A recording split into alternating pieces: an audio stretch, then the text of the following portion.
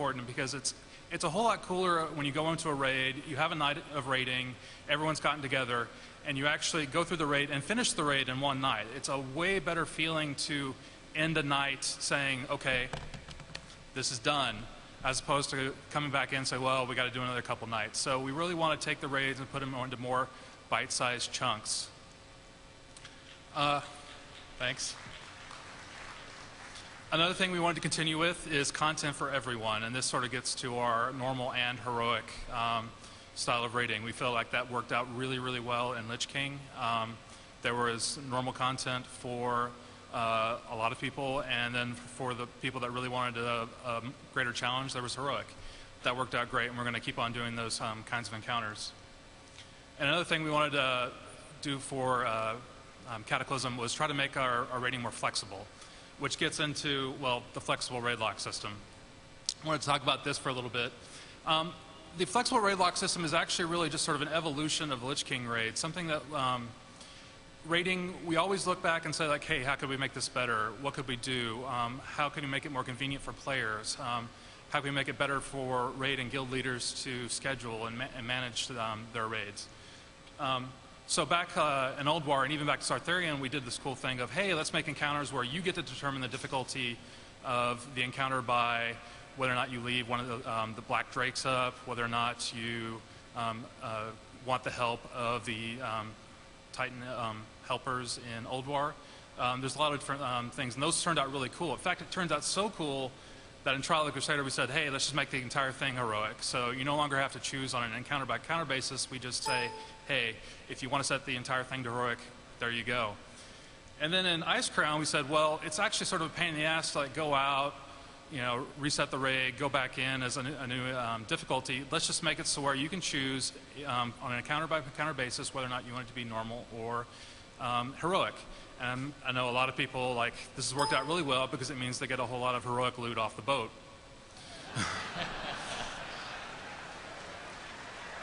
So that worked out really well. So again, we get to the Cataclysm flexible raid lock system, and I just wanted to go over briefly like how it works, as it feels like there's still a little bit of confusion out there. The basics of it is that the normal difficulty raid progress is actually saved on your character now. It's not saved on a raid ID anymore. So if you go in and do boss 1 and boss 2 in a raid, that means that you're done with, that's what you've done for that particular raid, and if you want to do 3 and 4 in another raid, you can do so. So you can actually join multiple normal raids of either size. So 10 or 25 doesn't matter anymore. So in Cataclysm, along with this, is that they're actually going to be dropping the same loot. So what we want to do is create a situation where, depending upon how many people you've got available to you, let's say you've got, normally you're a 25-player raiding guild, but it's the holidays, you don't have that many people. Well, you can switch to 10. Let's say something happens and a lot of people have to miss a weekend. No problem. You can switch down to 10. Let's say that, you know, you get a bunch of people together and all of a sudden, like, wow, Cataclysm is so awesome. All these people came back. That's sweet. And all of a sudden, you can go and do 25-player raiding again. Again, trying to keep it super flexible. The key thing here is you can only defeat each boss once per week. So that's the sort of like the big thing you sort of have to remember. And also the one like sort of caveat is that heroic difficulty works pretty much so like it did in Wrath of the Lich King, where once you've killed a heroic boss, you're locked with that raid group to that raid with the raid ID. But let's say there's a circumstance where if I go in, kill 2 heroic bosses, but my internet goes out and the rest of the raid goes on and kills everything else in the zone, and you're like, oh no. Well, you can actually go back and do normal with another group or with an alt raid or something like that. So again, it's super duper flexible. And like I said, there's a bunch of benefits. It helps players with erratic play schedules. Not everyone has the ability to say, all right, Tuesdays, Thursdays, and Saturdays, these are our raiding nights. Some people have jobs or school situations that babies, children, I mean, life is complicated. Things happen. I mean, a real-life emergency doesn't necessarily end your raiding for the week, and that's pretty cool. Another thing here is that, like I said, raid leaders have more schedule and roster flexibility. If you can't, in a lot of situations, like if your main tank doesn't show up or you just don't have enough people to do 25, that's pretty much so it for the week. But with flexible raid locks, you can take a 25, go down to a 10.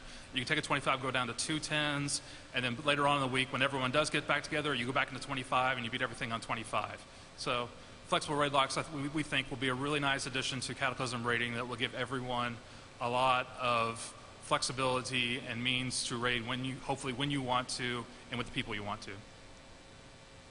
So here's just trying to show off the UI. It's a little bit hard to see, but again, going back to the idea that it's your character.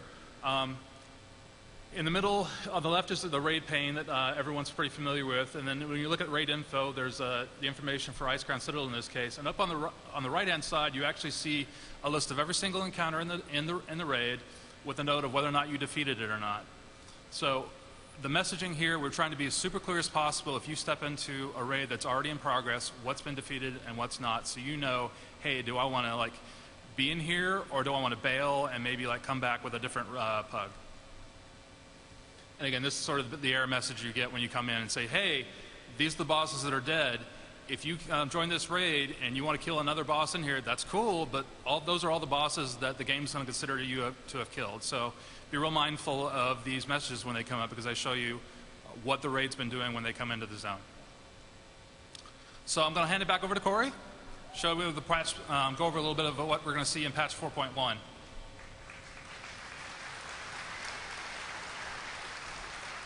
Thanks, Scott.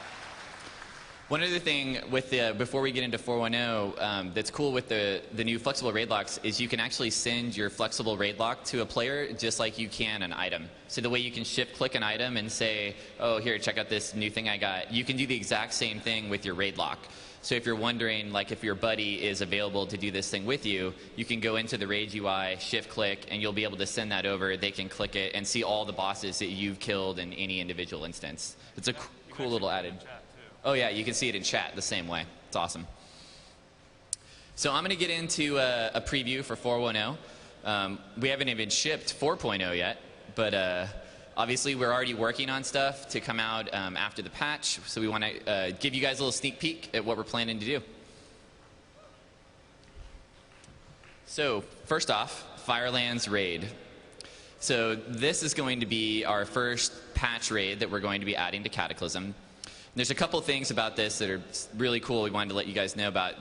The concept behind Firelands Raid, why it fits in so well is because it's a part of Hyjal. So anyone that's been in the beta or heard about the starting zones in Cataclysm, we have 2 starting zones, Vashir and Hyjal. Works similar to Northrend, where you could pick to go into Howling Fjord or Borean Tundra. They both share the same level range. So in Hyjal, the storyline basically is that Ragnaros is trying to come out of the elemental plane of fire back into Hyjal and basically burn down the world tree. That's his goal.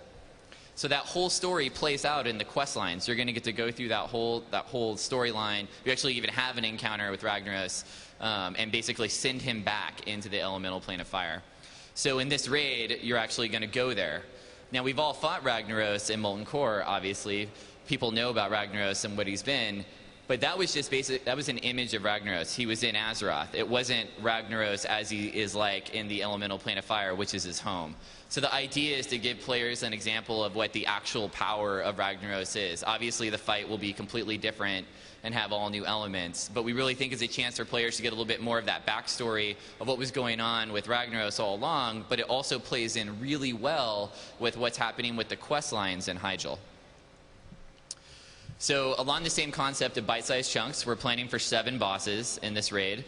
We're trying to stay away from doing, like Scott mentioned, it feels really great if you can get through a whole raid in one night. Because then in a week, you can do multiple raids. You might be able to do one raid Tuesday, another raid on Thursday, and maybe one Saturday. Instead of having to spend 3 nights in Ulduar getting through, 15 bosses, this way we're hoping maybe players can do something like they can kill 5 bosses here, 6 bosses here, and then a single solo boss like Malagos kind of concept somewhere else. So we really feel like a number like this fits really well. So usually at the Dungeons and Raids panels, we like to show a few layouts of new things we're working on. This is how we always start on a dungeon or a raid, is we basically lay it out on paper and get a feel for what it's going to be and how it's going to play out. So this is a look at the layout for a Firelands raid. So the plan is for it to be an elemental plane of fire. So obviously, there's going to be lava all over the place. Up in that northern section, that's Sulfuran Keep. And Sulfuran Keep is going to be where you actually fight Ragnaros inside of. So it's going to feel similar. It's going to be an outdoor area on the outside with bosses spawned outdoors. So you'll be running around, kind of like similar to Hyjal Raid. And then at some point, you're going to go into an interior, into Sulfuran Keep, and then that's where you'll actually end up fighting Ragnaros. But we like this. It gives a little bit of mix-up because you're both outdoor and you're indoor. When you're on the outdoor side, you'll be able to use your mount to get around, to get to different places. And then when you go inside, you'll get a whole different experience. Gives us a chance to mix up the art a little bit and also the encounters, because we can do different things with an encounter that's in an interior room versus an encounter that's outdoors. So now we've got a couple pieces of concept art based on this. So what this is a new thing we started doing with Northrend, where basically we're able to take that 2D image that you just saw before this, the layout, and we have a concept artist translate it into a vision of what it would look like in 3D. So this is a look of that. So in the back, you can see Sulfuran Keep, and then you can see the outer edges of the elemental plane of fire kind of wrapping around it. And it just helps us get a better sense of feel of what this place is going to feel like, what it's going to look like. This is a more close-up shot of Sulfuran Keep. And then this is a little look of a color study of what we're kind of feeling like the place is going to feel like. Obviously, it's going to be dark. It's going to be a lot of red colors, a lot of lava, fire, smoke in the air. We really want to give that vibe that this is where Ragnaros came from and this is what it's going to feel like. So something we learned over the years is that if we ever have a chance, anytime we deliver a patch, we don't want to leave anyone out. So one of the biggest things is trying to always deliver a 5-player dungeon along with a raid. And patch 4.0 won't be any different, so we're planning to deliver a new dungeon, which would be Abyssal Maw. Abyssal Maw will be a continuation of the story that players are playing through in Vashj'ir. So in Vashj'ir, we already have a dungeon that's shipping with Cataclysm, the Throne of the Tides. So players are going to play through that and already get a base of the story of what's going on. And it's the same issue that we're dealing with in Hyjal, where basically you're going to play through the quests all the way through, and when you get into the dungeon, you're going to actually know what's happening. So it's not going to feel like something that's foreign to you. Oh, and it's nothing like Oculus.